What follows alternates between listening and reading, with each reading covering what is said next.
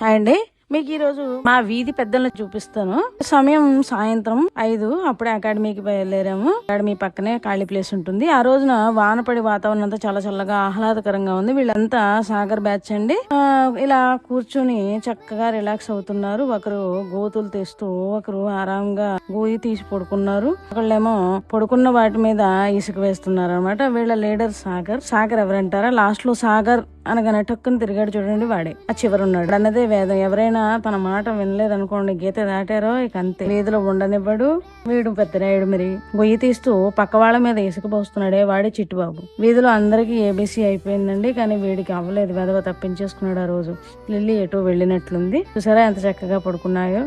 పిల్లలు కావాలని వీటి దగ్గర కొంచెం బోరలు వదలడం, కాళ్ళతో సౌండ్లు చేయడం, రెచ్చగొట్టినట్లుగా. అయినా అంత తొందరగా ఎవరి మీదకి వెళ్ళవండి. వాటిని ఏమి అనకపోతే చాలా చక్కగా పడుకుంటాయి. ఏమి అనవు, తినేసి పడుకుంటాయి.